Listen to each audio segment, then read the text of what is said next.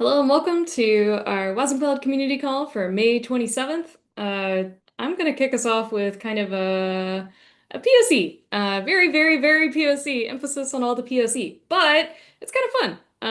And my team enjoyed it. I figure maybe some other people might spark some more ideas on top of it. So, yesterday, the Bytecode Alliance announced Endive as our newest hosted project. It is a fork of an existing project, which was called Chicory. This one is basically that. Plus, it's been working on a really interesting compiler story where it's actually building in CraneLift as its backend and giving it a really nice performance boost because of that. Now, one thing I want to call out here is that it doesn't yet support WASI P2 or the component model. Right now, they are actively working on that crane lift project that I mentioned.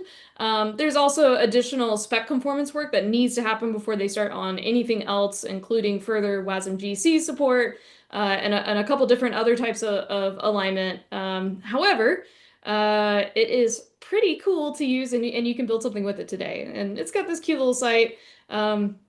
The reason why I think people would be interested in and why they would want to use it is that it is a zero native dependency install. It's all packaged up for you. It's really easy to add to an existing JVM application.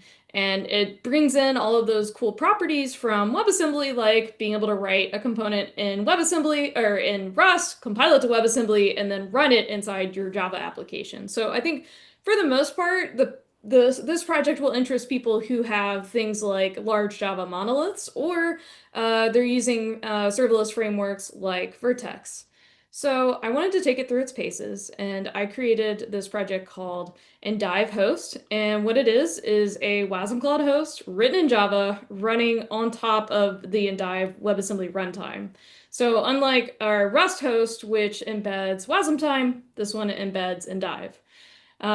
Now, some of the fun things I think that you should be aware of like what it does is that the first primary thing is that it implements our scheduling protocol. So it registers itself as a host resource to the wasmCloud runtime operator over NATS. It that lets us do things like heartbeats or do workload scheduling, like start, stop, and the status of that workload. And all of that is like the exact same protobuf API as our Rust-based host. The second thing is that I have a layer where it pulls in the WASM module from an OCI registry. Now, this is just a POC, so I didn't go and implement like authentication handling or anything like that at this layer, although that, trivial to add. But right now it's just plain HTTP for a local registry that I'm going to demo with. And the third thing that this does is some dark magic hackery that I had to get working because, as I mentioned before, it does not support the component model yet, or WASI P2. So I basically added this shim where I said, okay, this is a WASI P1 module. It's got an underscore start command. I'm just going to invoke it as if it were a WASI HTTP incoming handler, so I can call it externally. Yeah, once it adds the component model, that layer goes away, and it's just nice and native. So let's do some running. Since it is Java, we're going to use Maven to package it up. So what this is doing is basically packaging up two different Maven modules, basically, that we have. We have the library, which is the Endive Host core library. That's where the WASM engine is, the NATS control plane, the OCI fetcher, the HTTP server, my silly trigger layer. And the other app is basically the Endive Host app. And that's just like a super thin CLI on top of that library module. And the reason why that exists is so that I can run this as a standalone host. So I took exactly our existing Docker Compose that is already, I'm gonna move this up since there's some weird edit thingy. I guess I could drag and move it. Okay, we'll do that. So inside wasmCloud, there's a deploy/keys folder, and inside that, it's got a Docker Compose inside it. I took that and changed it just slightly so that it loads the Endive host and also has a local Docker registry. So while that's starting up, I'll just talk through the stack, which is essentially a Kubernetes API server. That's what we're using keys for. But we're not actually bringing in all of Kubernetes here. We're just bringing in the API server. And that's important to call out because here I'm actually using our runtime gateway so that I don't have to do things like Kubernetes networking, like services and point slices or any of that. Here I'm using kind of our front door runtime gateway. That's like this really simple Go reverse proxy that we drop in front. Now that all of the services are up, I'm going to export a kube config that's from this Docker Compose, and let's see if my host is ready. It is cool. Okay, so what this is basically saying is, hey, runtime operator, the wasmCloud runtime operator, it can see us, it can see this Endive host, it's reporting that it's healthy, but we haven't shipped any code to it yet. Let me cd into our examples. And I've already built this .wasm, and I'm going to push it to this registry. And just so you know, I have basically the world's smallest WASM running here. It is a corpus of, gosh, I guess I run this a lot. I think it's WASM tools, print, hello, WASM. Yeah. Okay. So you see that? That's 166 byte WASM function. How do you get that? You write hand rolled what, and this is part of the test corpus of Endive. So I took one of their like most basic like this golden path test must always work. This part here is a little bit of WASI P1 so that I can write to the console, basically. And as you can see, all it basically has is the start function that we call using my like little trigger layer, hit start, and then all this does is prints hello world straight to the console. So we've pushed that to the local registry. Now I'm going to apply the workload. Actually, let's take a look at that workload. As you can see here, nothing special about Endive. It's just like any other workload that we deploy with wasmCloud because, hey, Wasm's portable. It should be like this. And the way that it figures out, where it should go, largely for us is, based on namespace. And I deployed this in our default namespace, even though I'm not even really running Kubernetes. But as far as things are aware, it's got namespace level tenancy. And so we're going to aim for a default here. Let's see if it's up and running. It is up. All right, so what can I do? Well, I can curl it and I can get hello back. Hello world. Boom. All right, so what is this? This is our operator basically picked up our workload, did workload start on our new Endive host using our already standard protobuf API. So like if I threw another wasmCloud host in here, also, as part of the same host group, it would basically round robin which one it wanted to deploy to, and we would be none the wiser that it did a JVM one or it did a regular wasmCloud REST host one. Our Endive host pulled that image down, that WASM module, parsed it, registered an HTTP trigger on high, and then we hit it. And so that is a standalone Endive host. Now, I don't think this angle is actually the most interesting, so I'm going to take this one down and do something more fun.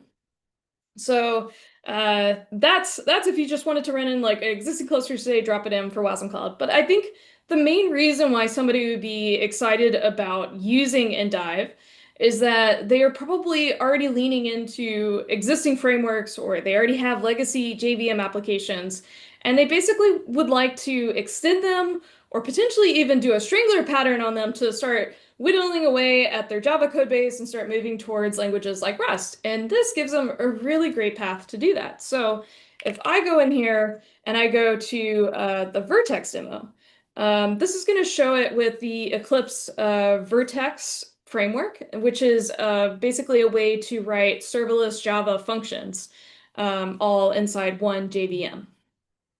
And in this scenario, I'm actually doing basically 5 routes. I've got one shared HTTP server, 2 plain Java handlers, so there's hello and time. And then there's also going to be 2 WASM handlers, hello, and a markdown handler. But first, let's do the basics. So I'm going to open up just the WASM invoker here. Inside it, there's really only three like relevant lines, and then the rest is a lot of Java stuff. But this one here is the Endive Wasm engine. So we get an instance of the engine. So this is just straight off the shelf Endive. And then we basically load our Wasm bytes here. So tell the engine to load up our bytes. And then this is how we invoke it. In sort of the Vertex parlance is how you invoke a function that you have loaded. And that's basically the whole story in three lines, which is all of that like other stuff that I showed a second ago of being attached to our nats operator, OCI pulling all of that. That's none of that is on the call path in this demo. Like the whole idea here is that you've probably come up with a way for how you want all of that to be handled. And maybe you even have your own way of doing networking in front of that, your own way of doing a front door coming in. So this is showing very much like from a library perspective on how you can consume this. So I'm going to build it. We go up. Yet again, another Maven package. And in this scenario, I'm packaging a single Java application, which is a Vertex app. And we've got that built. And so I'm going to run that with Java jar. And it's up and running. And so you can see that it's registered those handlers that I just talked through. And each one of them actually, maybe I should make this a little bit easier to read. I'll expand it out a little bit. You can see which one's Java, which one is WASM, and what was recorded. And so let's just try that exact same hello 166 byte WASM again, and boom, it actually was able to run, and it had no problems. Now this one gives me the time in a Java timestamp, and so that works. So that was a Java function. And oh, I misspoke earlier. This is the exact same 106 bytes.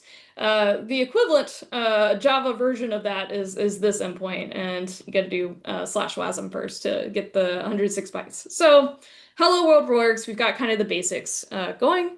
Now let's spice it up a little bit. So we've got Java functions, WASM functions, all answering on the same port from the same Java application. Now what we want to do is basically call it and have them kind of intermix. So first, let's do a slightly more interesting payload where on my WASM here, I'm going to pass it essentially a payload post, which is a markdown body, and I'm using a library in Rust that will convert that to HTML. So I passed it markdown, and out came HTML. Now let us try kind of the equivalent, but let's do this on the Java side of the house. So I've got this function called /render. I'm passing it kind of this body, telling it, hey, this is markdown. And out came HTML. And you might be like, okay, Bailey, that was the same thing, right? But it's actually interesting in that I had a Java entry point. It composed that input, handed it to that same WASM module that I showed a second ago that can take Markdown and output HTML. And then it also composed together with a server-side JVM timestamp, that same timestamp that I printed out here. And so all of this happened inside one process, one event loop, two different languages.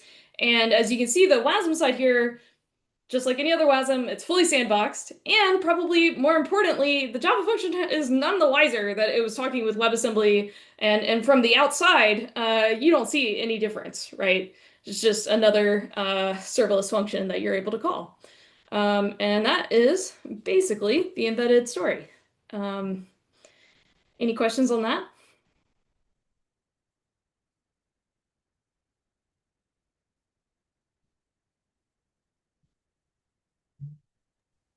That's awesome, Bailey. There's a lot there, and I think it's just amazing. There's really excited to see where this goes over the next few months, for sure. Yeah. But what do you need from the community in order to accelerate and get this moving faster? I think the biggest blocker for me is not having component model support in Endive right now. Adding the adding our scheduling API was a one shot in Claude in 10 minutes, and I immediately was able to schedule WASM workloads.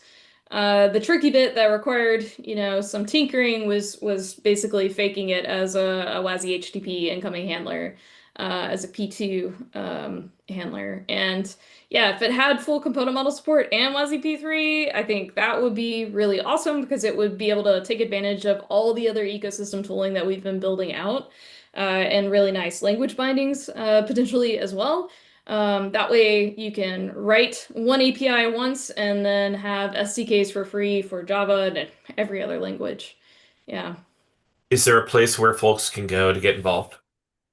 I would say go to the Bytecode Alliance / Endive project. And then from there, we also link out to the Zulip channel. If you want to get in touch with the maintainers and me, we hang out there on the Bytecode Alliance Zulip. And there's a Endive channel there. Thank you so much. That's an amazing demo. Cool. Yeah, and just to be clear, right, this is on the host side of the world, right? I demoed with a JVM host. A lot of folks, when we talk about Java or Java-y things, they always want to talk about the other direction, which is I have a lot of the legacy Java code. I want to turn that into WebAssembly.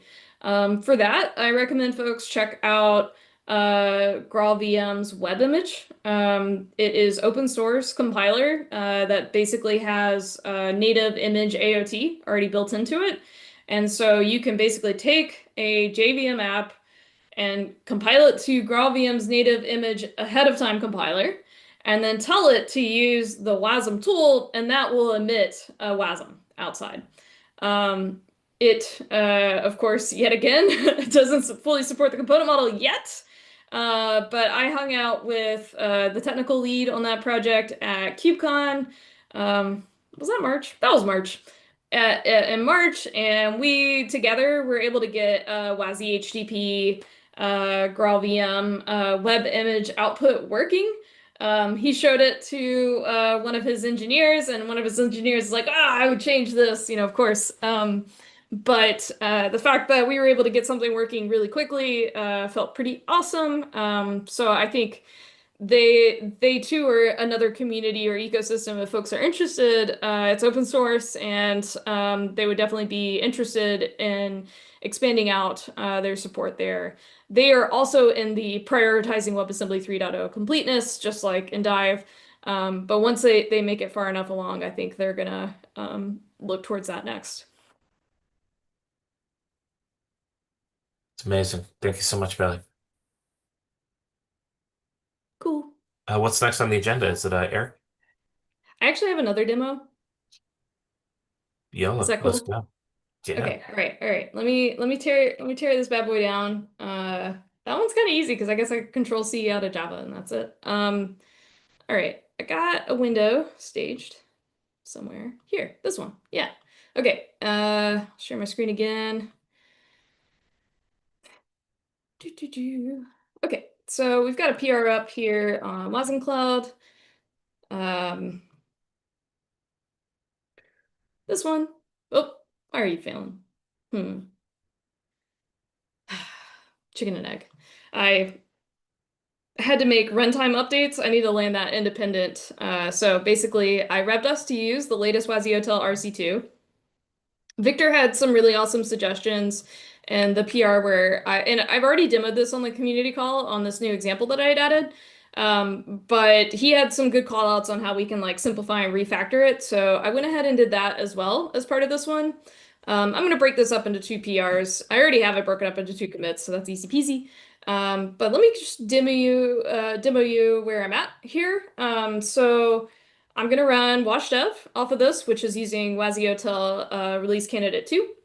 Get that started. And this will open up a UI that I added to this. Last time I showed you and it was just doing HTTP counter incrementing and then like kind of arbitrary calling out to other things. It's still basically calling out to arbitrary other things, but it does have a UI now that is wasmCloud branded. And it also gives you a little pro tip. Hey, run this, and you can get your own Aspire dashboard. So let me run that. It's up. And then I think it's localhost. Yeah. Yay, history. So I can go over to my traces, and I'm going to refresh this a few times and keep bumping up that counter.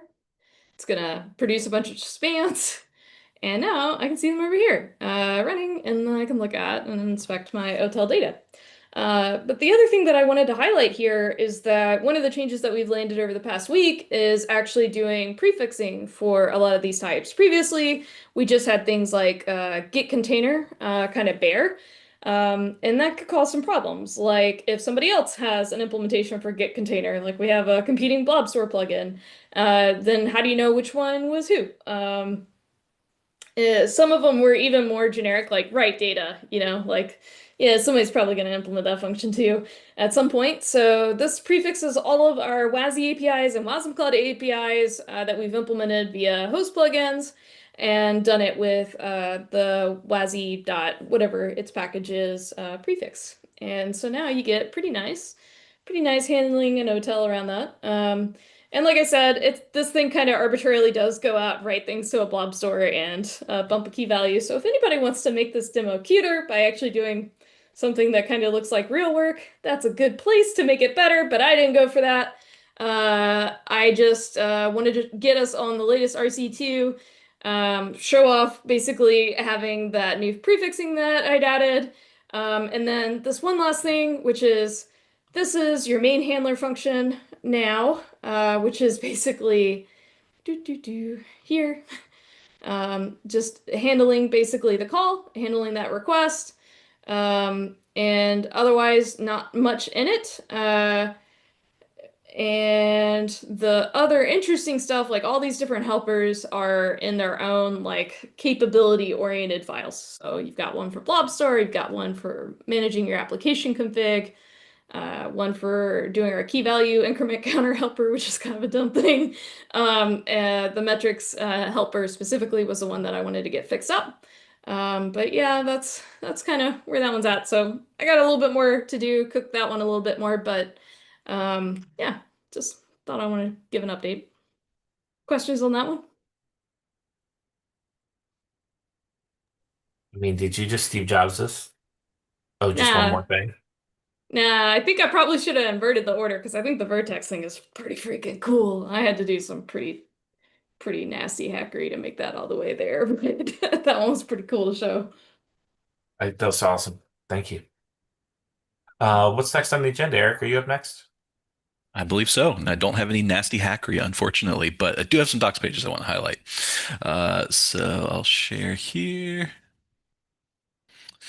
So two big pages and kind of significant for different reasons. The first is under our recipe guide, we now have a plugin or service page. And this is intended as a decision framework for users who are trying to think about how they want to provide capabilities to a wasmCloud application. Do they want to extend the host with a plugin, or do they want to ship a service inside of a workload? And these are both kind of new concepts with V2 that folks are grappling with and trying to make decisions around. So this page is intended to provide a decision framework for that. So we walk through an introduction to the concepts, which can link out to our more extensive overview pages. Then we have a comparison chart breaking down the plugin and the service, and a pretty handy decision tree here that can help you walk through, okay, for this extension that I'm trying to provide, does it make sense for me to approach this as a service? Does it make sense to approach it as a plugin? So hopefully this will be pretty useful for folks, trying to work through these decisions. And it also knocks out one of the items on our roadmap. So hurrah, this was the big docs item that we had for this quarter. So we've got that closed now. The other page I wanted to highlight, I think we talked about briefly on a past community session, but we actually have live and populated with some useful content now. And this is a new operator-oriented troubleshooting page. Previously, we had a debugging components page, which we still have, and the developer guide that's developer focused for when you're building a component. But this is really where we want to collect and make discoverable all of the errors that operators might encounter. So we have a few common foot guns we've discovered over the course of V2 deployments, and we have these documented here with the errors that you'll get and the solutions that you want to pursue.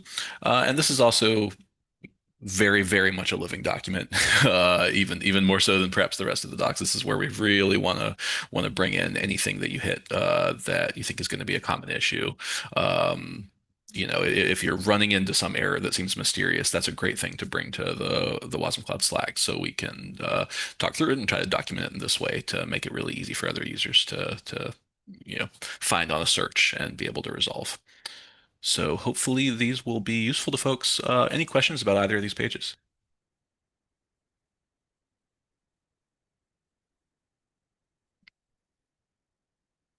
Awesome.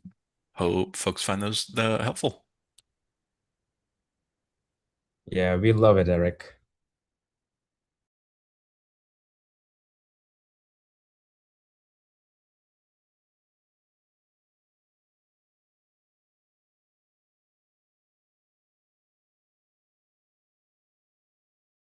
It's awesome, Eric. Yeah. Actually, maybe worth doing a quick little refresher on where we are on our roadmap. I'll bring that up. We're doing pretty good. We basically have 1 month left. So, Aditya got the TLS stuff done. So I actually think some of these we could bring over if we haven't already. Oh, yeah. So we've got a lot knocked out. P3, actually, I should speak to a little. Actually, Victor, do you wanna say the news that you shared with us this morning? If you're by a mic and you can speak. If you can't, I'll steal your thunder. Sorry, I was All right. muted. I can share a okay. bit. Sweet. Yeah, where'd you get this week? So we've been working, a lot of this work has actually been done by Tomasz from Microsoft, who's also been working on JCO along with me. And at this point, we have all the tests from upstream WASM time for WASI P3 working.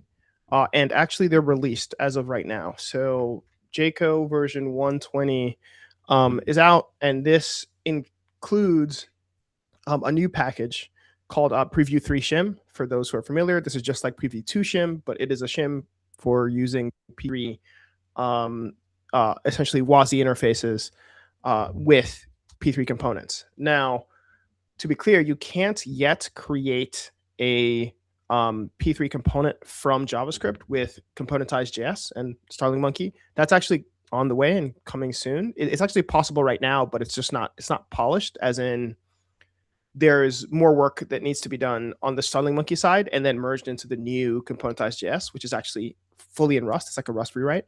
But anyway, that exists. So you can't create a P3 component easily in JavaScript just yet, or at least in a way that is officially supported and you can get support from anyone in the community for right now. But you can create a P3 component in Python or Rust or any other language with support for P3, so with support for async streams and futures, etc., and run it in JCO.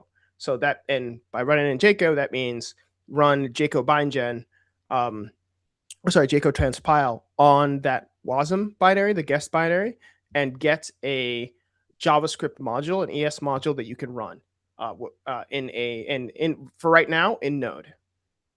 So yeah, so we've come a long way on support for that.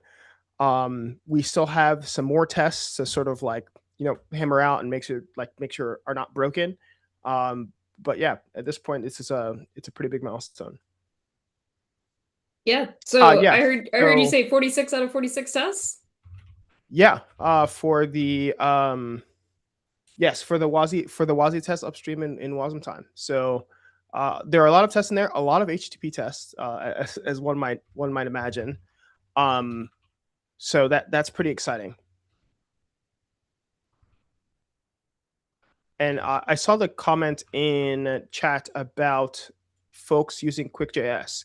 So QuickJS, or actually our QuickJS. So for those who aren't familiar, QuickJS is a small but relatively efficient and relatively fast for how small it is JavaScript engine developed by Fabrice Ballard.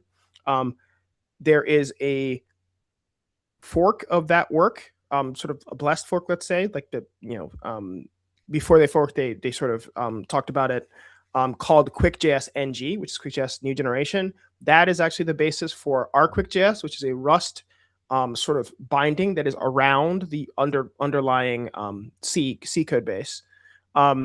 And so there are, for example, this is one of the things that Javi is built on. So Javi is a separate JavaScript WebAssembly, let's say guest, essentially, environment, and that doesn't support component model. So which is why we can't use it. They've discussed it in the past, but just never happened. It may happen in the future, maybe, but we don't know. And essentially, there's actually a version of so basically, ComponentizeJS uses StarlingMonkey. StarlingMonkey is a JavaScript engine that is sort of an adapted version of SpiderMonkey, which is the JS engine behind Firefox, right? For those who are unfamiliar, Chrome uses V8, which is a different JS engine. So there is actually a ComponentizeJS that is made out of QuickJS. This is something Tomasz did some work on because it recently became much easier to make something like this because there is a project called wit-dialib. And this makes it easier to implement essentially guest tool chains in languages that can sort of conform to a standard FFI interface. So and this is mostly intended for languages with runtimes or languages that are interpreted. So if you have a language that's interpreted and you can adhere to essentially a very specific FFI interface and implement it, you can get sort of support for actually everything up to like P3, right? So basically support in making WebAssembly guest components, right? Binaries, very, very easily. So wit-dialib is what makes that possible. And because that is possible, ComponentizeQJS actually exists. So you might think of ComponentizeQJS as an alternative to Javi that does support the component model, and actually a lot of the component model, which is the hard part, right? So it's somewhat easy to just make a component. It's somewhat harder to make a component that properly that does the right things when you interact with resources or interact with streams or futures or async calls or just even regular calls and etc. So for those who are interested in like QuickJS as an alternative runtime, ComponentizeQJS is interesting. The link is in the chat. But yeah, you can actually poke around building one yourself for whether it's JS or a completely separate language. If you take a look at wit-dialib, which is really interesting. And Victor, can you talk about a little bit of your ideas around extending JCO so that you could maybe potentially bring in and make this kind of pluggable where you can use some of these different, I don't know what you call them, hosty guests. Yeah. Along with the sort of, so there's sort of proliferation on either side. There's actually proliferation on both the guest side for how you can make a JavaScript guest that is sort of conformant to the component model. So that means like ways to build a WebAssembly binary from the language of choice, in this case being JavaScript, and how you get from JavaScript to WebAssembly binary, right? Right now, StarlingMonkey and ComponentizeJS is the kind of sort of, let's say, blessed way or the way most people do it. ComponentizeQJS is like an option that will get better in the future. There could be other options in the future. And the idea or the hope is to be able to have JCO sit as a toolkit across all of these options, right? So there's options on the guest side. So this is like right now, JCO Componentize uses the StarlingMonkey and sort of ComponentizeJS as a library. But in the future, we'd like to be able to use ComponentizeQJS, right? So this is the one using QuickJS as an option. There are also alternative runtimes on the host side, right? So there are a couple other projects that have also implemented some in, like, for example, pure JavaScript, logic for parsing components and then turning components into something that's runnable in Node or let's say in the browser. So being able What to would you say support that in your JCO ecosystem, what would you say that is equivalent to? Like which project layers?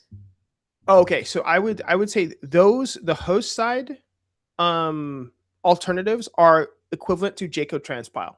So under JCO transpile, there's like we have let's say one implementation of JCO transpile that uses, for example, a lot of the Rust tooling, and then turns essentially processes a given WebAssembly component into something and turns out JavaScript code that is runnable in a browser in an experimental fashion or Node.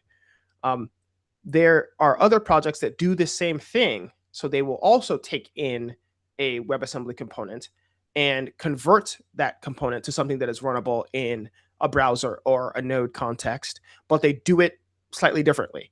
And a bunch of them are vibe coded, but the code is high quality. So like basically you have just very skilled engineers that happen to have like wanted to do this kind of project. And looking at both projects, and I'll post a link to some of them. They're both very good. And there are actually some things that you gain from being able to essentially start from scratch and like let an LLM essentially just go, burr on the code base, right? Is you get, for example, one of the things that I really like about WCJS is that it's TypeScript by default, right? This is something we've been wanting in JCO for a long time, and it just hasn't happened because right now the code base is like JS getting spit out by Rust, and adding sort of TypeScript generation to that just makes the code base even worse to read. But one of the things we're looking forward to here is being able to use whether it's WCJS or JSCO from inside JCO to do the transpilation. So taking advantage of different ways to turn a JS or to build a JS component for JCO componentize, and different ways to build a host. And I say build a host, but to sort of like generate a host in JCO as well. So that's pretty exciting for the future. Yeah, but I think the big headline here, there's a lot of folks that are interested in this. There are a lot of different people that are doing different kinds of experimentation. There's a lot of interest in getting things working in the browser, in Node.js, in Bun, Dino, all the things. But the biggest thing here is that we're basically on track to launch WASI P3 in 2 weeks, because this is our second reference implementation that Victor's been working on, and now even more recently with Tomasz, and they've basically nearly gotten it over the line. And with them showing up with the second reference implementation that fully passes compliance tests, we could have used things like WCJS or JSCO or others if they had full compliance. They don't yet, but these guys do. So we've got WASM time and this other implementation that'll run and build a host basically in a Node.js environment with the WASI P3 shim, which is awesome. So that means on the wasmCloud side, I have that like cleanup issue with a lot of things that I wanted to roll back on. I wanted to make it even more ergonomic and easier, since I think Aditya, you hit a rough edge on WASI P3, like needing to kind of like build your own host with it, and not having a flag like in dev. And honestly, in 2 weeks, we should probably have it enabled by default. I do think we should probably still keep the flag in case somebody wants to disable it for whatever reason, if there's some kind of regression in that path. But I think once it's a standard, it should be enabled by default. And one other thing on that note, I did just put up a PR for updating us to WASM time 45. I think it was the first time I didn't have an API change that I had to adapt to, so that was cool. But it did internally have some updates that are relevant to us for our P3 support. So I think we land that, and then we do a hardening pass on the P3 route. Should probably be what we plan on in this sprint. And if you look at our wasmCloud roadmap, that was obviously our biggest thing was getting P3 over the line in this quarter. There are a couple features that depend on it, like host components. It's not blocked because we've got basically P3 in our host right now. But I haven't had a chance to circle back on that one. And then the other big, I guess, epic that we had, we got the TLS work, the outgoing handler. You got all those in, Aditya. And I don't know if you saw, I actually made a PR this morning to harden our tests. And because you made the outgoing handler replaceable, I was able to just shim it to not actually go out to network and actually be able to use that. So that was very nice. And then that way I was able to get rid of a flaky test that was basically occasionally flaking out on us by short-circuiting it. So I think pulling it back up one more time, there's another major epic that I've been working on, which is benchmarking. I landed the PR last week, and I've been running it. I'm going to run it against like our current release versions, get some data populated. And I've also started on a K6 benchmark against that. So the project board, we've got like, benchmarking suite. I think we'll get that one done this month too, which means the ones that are at risk, I would say are probably getting, I don't think host component plugins, I think we should be able to get it done. It feels risky, but I actually think well handled. We just need a full week, I think, to work on it. Do you have any of yours, Aditya, do you think are at risk? Because I think we should be able to complete this roadmap. My only doubt was the WRPC spike. Mm. It still needs the API spec figured out. Not the API spec, but the I believe it was the propagation spec for Yeah, the right now we don't have WRPC on our roadmap though. We've debated it. We're not. I think the people, some of them want it, but not all the people. Some people explicitly don't want it. So I think that one's just definitely it's still in a. If we get more feedback that it's needed, we can prioritize it for Q3. But right now I don't see it on our roadmap here that we built here. yeah, I So, think I must have seen the normal issues list and oh yeah, I yeah. got it mixed up, but yeah. Yeah, it's out there. It's killing Victor because he's like, "Can we just close these issues, Bailey? We've just been hovering at 30 for so long, and so many of them, like some of them are bots. I just haven't gone and done the due diligence to actually like triage it. Um, we've been doing a pretty good job. Let me just show you that because we should pat ourselves on the back. We've been doing a pretty good job. Like we've creeped up to 36 at one point. I'm like, oh no, I got to get that back down. So we've been kind of chilling around here. Also feels like that benchmarking suite issue might be closable. I don't know how much was left in there, but I got K6 I want to throw in. So I've got micro, but I don't have macro. And I should maybe I can make two separate tickets, but then we get, our number stays the same. But yeah, going back to this, this one, I think we can do it. This one we're doing it, darn it. Hell or high water. This one I need to do to like enable it by default, basically. So we need to get that done. Oh, this one. This one's harder than it looks. So wash runtime depends on WebGPU, WASI graphics runtime, and because that's not published to crates, we can't publish this. And that one bit me. Otherwise, actually adding crate publishing, obviously easy peasy, but right now we have it where it's a runtime flag, but we always build it in, so unless we change that and extract it out, not easy. Now, on that note, though, Mindy's been doing a big pass on revving it for P3. So that's what he's actively working on is taking the existing WebGPU API, which was built on WASI P2, and getting that to be native async API. And it's nice because WebGPU as the web standard API, like the actual web IDL, is designed to be async. So a lot of the weirdness and rough edges that were there kind of fade away by upgrading to P3. And he's largely made it through on that. So it's possible that we could get this done. Where I actually think this should go, like for WASI graphics in particular, Mindy and I were just talking about this yesterday. We were thinking about maybe contributing the WASI graphics suite of like the libraries to the Bytecode Alliance.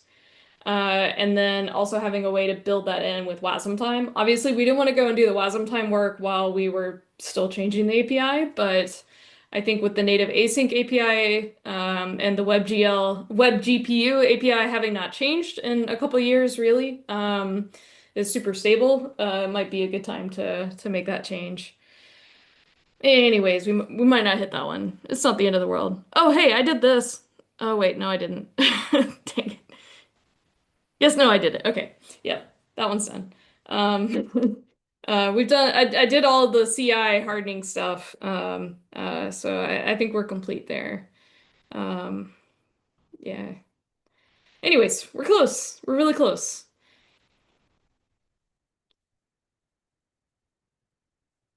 Oh, you're basically doing this one, aren't you, Aditya?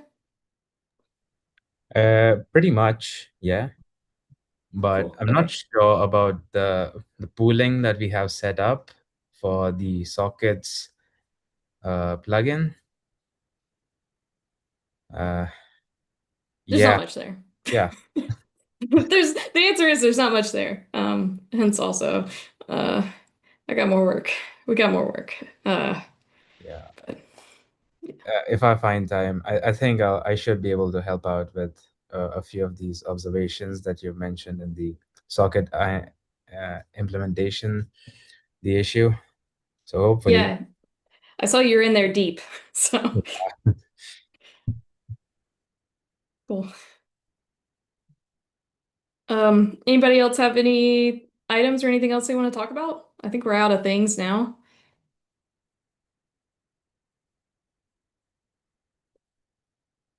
All right, let's get back to it.